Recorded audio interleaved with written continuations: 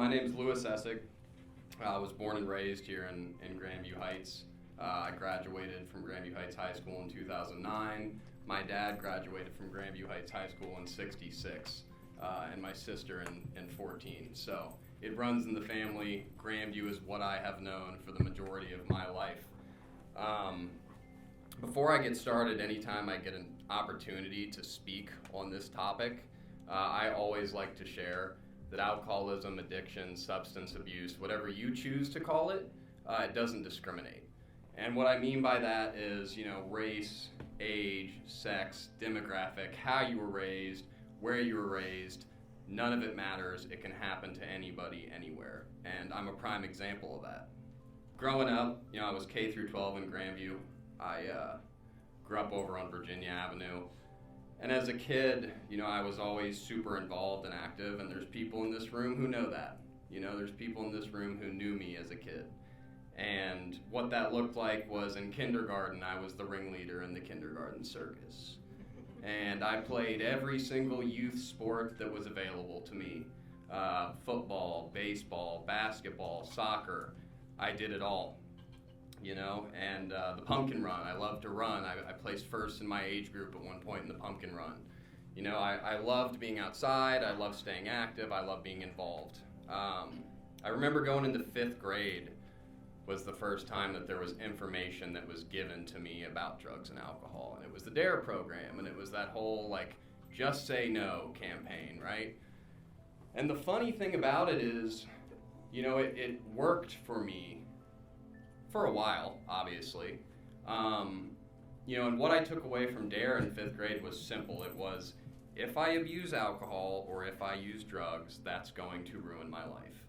And that's what I took away from DARE.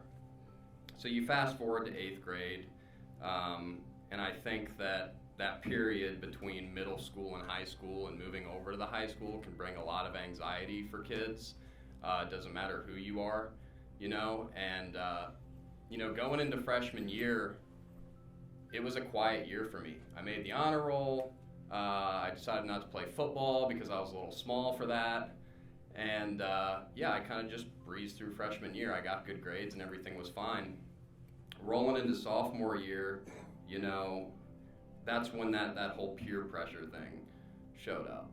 And so my friends are like, "Oh, Louis, come on, come to this party. Come smoke some weed, come have a beer." And I still had that DARE piece in the back of my brain, which was, if I do this, it will ruin my life. But as I sat back and watched my friends use and drink, their lives weren't falling apart in front of my eyes, not even close. They were waking up the next day and they were coming to school and everything was fine. And it wasn't my first experience with drugs and alcohol that really stuck with me, but the most prominent one was Thanksgiving break, sophomore year. I finally decided to go to one of those parties, and it was awesome. I'd be lying to you if I said it wasn't. I went, and I had smoked a little pot, and I had a couple of beers, and let me tell you, the world opened up, right before my eyes. I could talk to girls. I was popular. I had friends. You go back to school on Monday and everyone's like, "Oh man, Louis, that party was great, huh?" And I'm like, "Oh wow, this is awesome." I'm a part of now. And going into high school from middle school, that's all you want. That's all you want is to be a part of. And I found that, So moving forward through sophomore year, I picked up golf. I loved golf.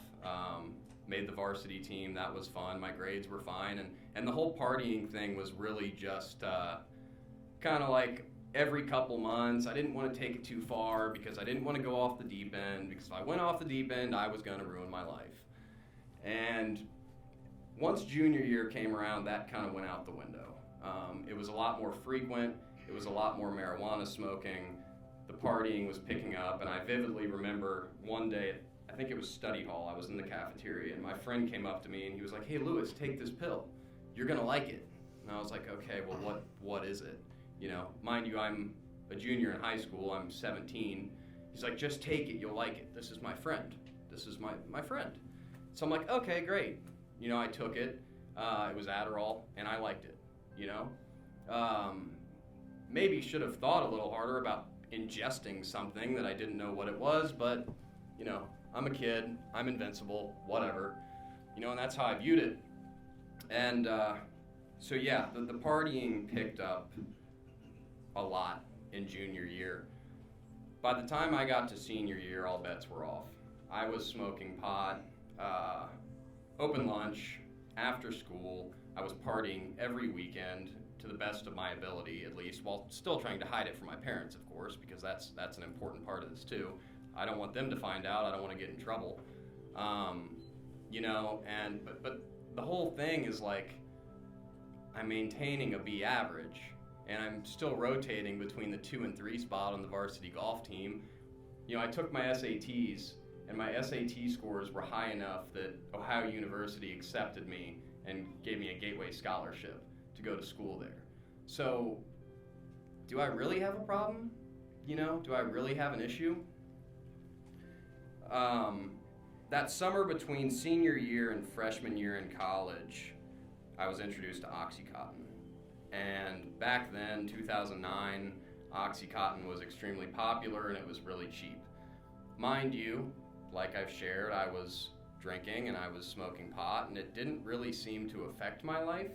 And when I tried Oxycontin and I liked it, I didn't really know what I was doing, I just knew I liked the way it felt.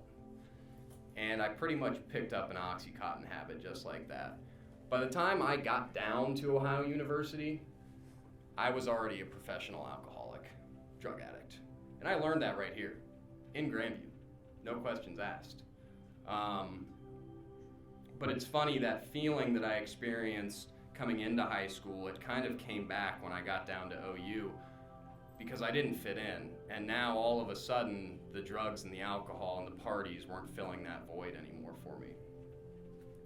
So I lasted about 2 semesters down there, passed my classes, chose to drop out, spun my parents some story about how I was going to come back here to Columbus and go to Columbus State and then transfer to OSU. I knew that wasn't true, but it got me out of going to school at OU. I wanted to come back home to what I knew, to what was comfortable to me. And that was the drugs and the alcohol, and so that's what I did. And I came back and I got this wonderful job flipping burgers at Five Guys over on 5th Avenue, because somehow that seemed like a better option than staying in school. And got an apartment and, did what I did. And it was about 2011, 2012 when the government kind of cracked down on the pills, and they got really, really expensive.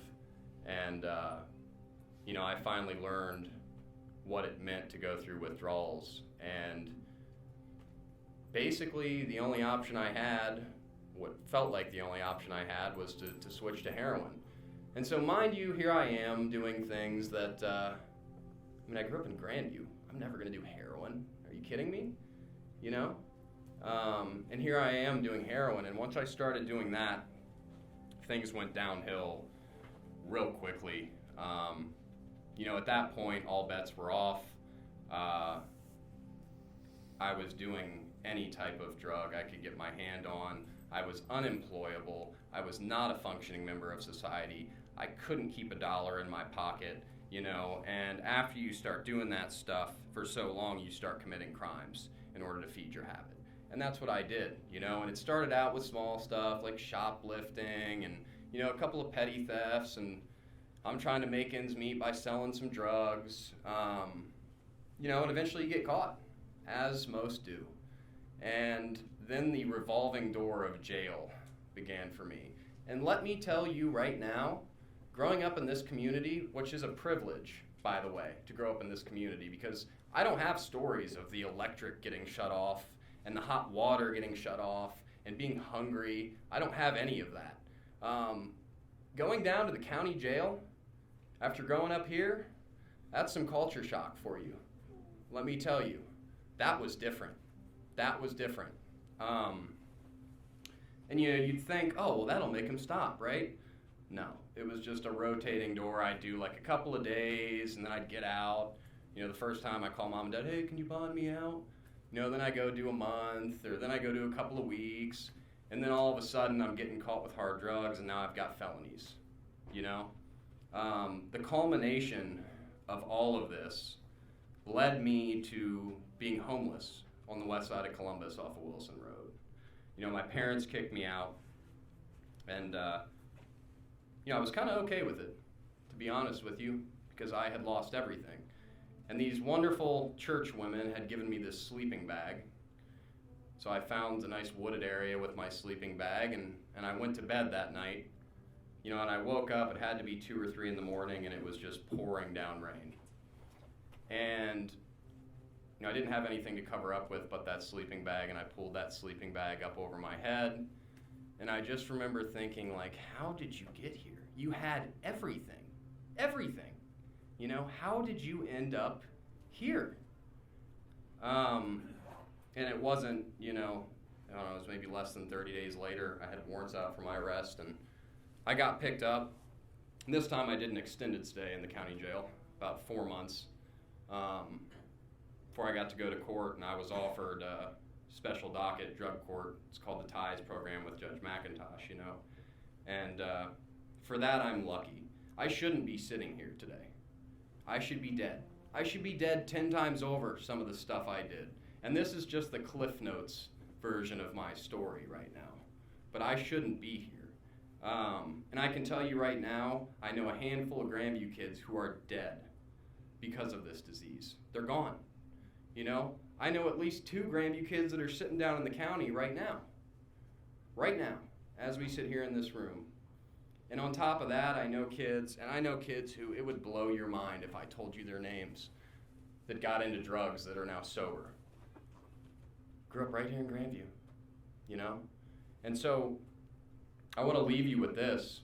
You know, I painted this wonderful picture of what I was as a kid and the pumpkin run, you know, youth football, soccer, ringleader in the kindergarten circus, ended up homeless, addicted to heroin, with nothing but a sleeping bag on the west side of Columbus, Ohio. Thank you so much.